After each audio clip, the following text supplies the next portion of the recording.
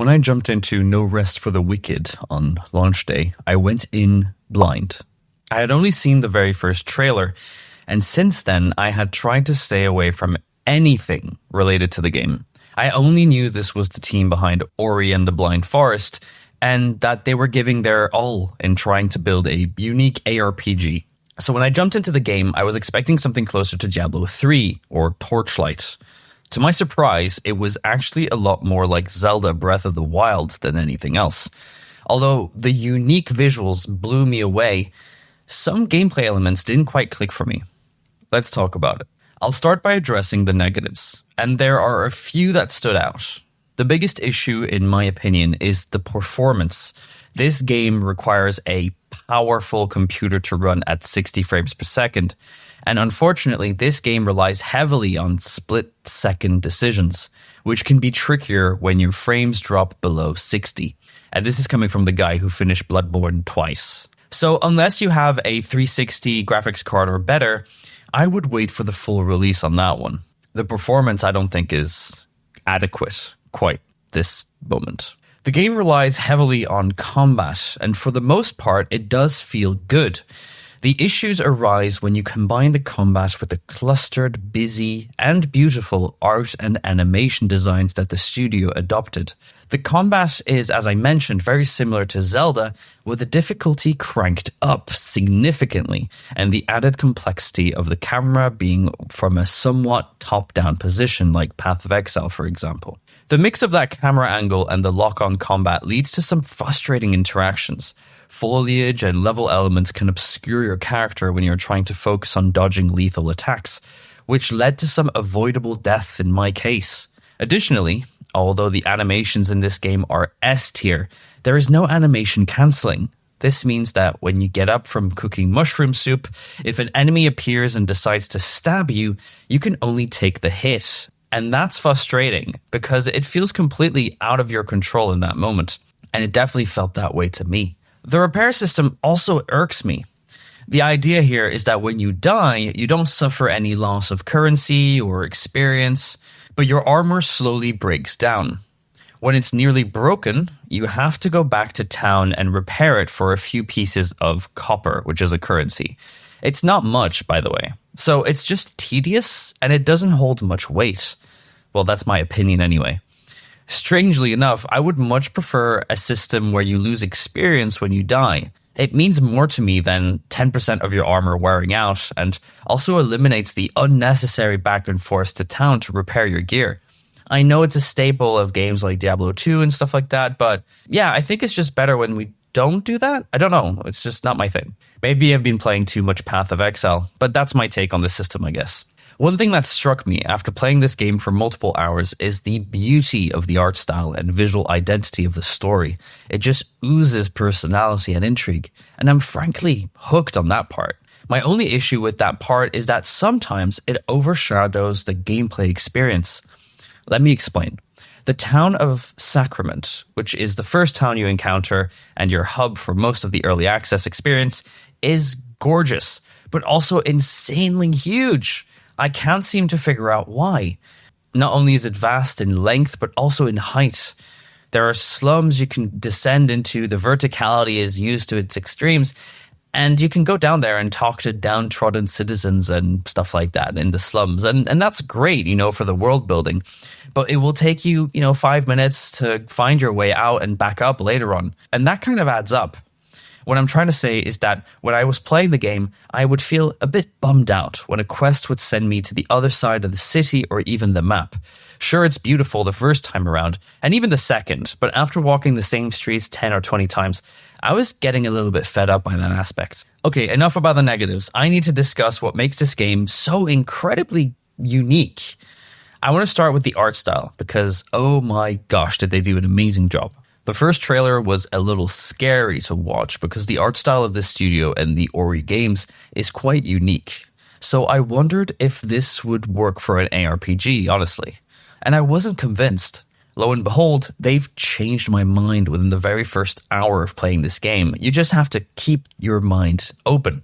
Not only is it lush, really beautiful and vibrant to look at, but the cinematics, they blew me away. What in the world are these guys smoking? Because I want some. To put it simply, these folks should be making full-length animations for TV. The facial animations here are just top-notch, incredible.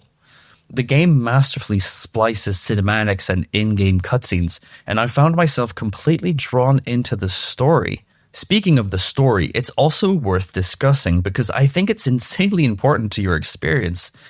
There's a lot of talking and cutscenes that add depth to your environment and your journey. And that also means, to be fair, that you won't be really getting into the proper game for a couple of hours. Simply put, this isn't a game where you skip the cinematics to get to the gameplay. Or you might, but your mileage may vary on your enjoyment of the game, I think. Every NPC you see can be interacted with and has lines of voice-acted dialogue that feed into this universe. And I really love the effort they put in here. It's all hand-painted and you can tell it's just beautiful. So why is this game not what I expected, especially in terms of gameplay? Well, as I mentioned earlier, it's just much closer to a Zelda than it is to a Diablo-like game. The game features a surprising amount of verticality and platforming. It's about secrets in the bush, nooks and crannies to explore, chasms to jump over. The studio does a great job here because it looks at exploration, and similarly to games like Elden Ring, it rewards you with crates and unique bosses to find and defeat and get loot and that kind of stuff. And I really like that. I found myself often heading in the opposite direction of my objectives because I wanted to discover what was hidden in the shadows of this vast open world. So what about the combat in all of this? Well, I did touch on it earlier, and what I didn't like so much is that it can feel clunky at times. And there were definitely moments when the game frustrated me. But when the combat clicks, it does feel great, especially the unique backstabs, which are a pillar of Souls-like games out there and are prevalent in this game too.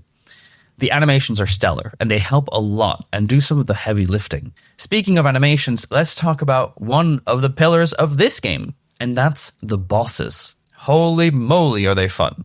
As an avid Souls player, I found myself challenged but also exhilarated. It's not all perfect, but there is a lot to love here.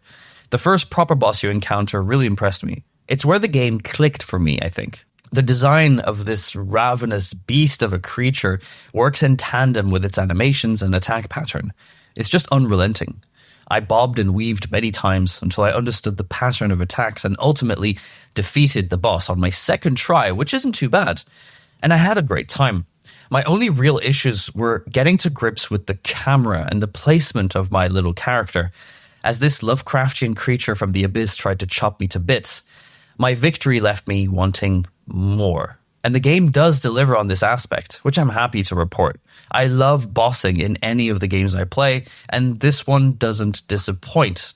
Okay, I've covered most of the important parts, so let's do a rapid-fire round of other features I enjoyed. First of all, the challenges and bounties that refresh every day and week, love those. They reminded me of Monster Hunter, and I think that's where they got the idea from. It might feel strange in a single-player game, but it's absolutely my jam. And I can't wait to complete these one by one. It does give me a reason to kind of come back every day. I'm just going to have to find the time. The rewards for these bounties and challenges, in my opinion, were a bit lacking. I found that I had already over-leveled those rewards when I turned them in. Maybe there's something to be tweaked here where you get rewards based on your level and not arbitrarily be given rewards based on what they initially set out to do, which is static rewards, is what I'm trying to say. Okay, next, the fast travel system. It's okay. You can fast travel from the city to your last portal, and that's about it. This led to some annoying moments where I would have a quest that was about 15-minute walk from another quest, and the fast traveling could not help me whatsoever because I could only go back to the original portal that I had saved to, if you know what I mean. And so, you can only go back and forth between the city and that one, so I had to do the 15-minute walk in the other direction to get to that portal. And I think we could benefit from being able to fast travel to any portal, a bit like Elden Ring. It's especially prevalent when you have these small bounties that you want to do and challenges, but, it's a 15-minute walk in the other direction. and it's just a small thing just to get a bit of experience. It would help if I could just go to that portal. I'm sure they thought about this decision beforehand, but yeah, I don't know. So what about the gearing? Well, it's very timid at the start of the game. You don't get much to play around with until you hit the main hub, the city I talked about. And then it opens up with the introductions of new NPCs. Each item has a rarity, rune slots, and more. And I haven't played around with it that much, but I do think it's great so far. There's a lot more I want to talk about, of course, but I think I gotta leave it here for now. So do I recommend this game at its current price point? Absolutely yes, but only if you have the hardware to run the game at 60 frames per second and you're not expecting a Diablo-like game. It's just not that. This studio has packed a lot into the current offering. I haven't even mentioned the fact that you can improve the town by completing other challenges. I think they're doing a fantastic job here, and I expect the 1.0 release of this game to make big waves in the industry. It's a work of love, and it really shows. What do you think of the game? Should I be covering more of it? Do you want to build guides? Let me know. Anyway, thank you so much for watching this video. I hope you enjoyed it, and we'll see you in the next one.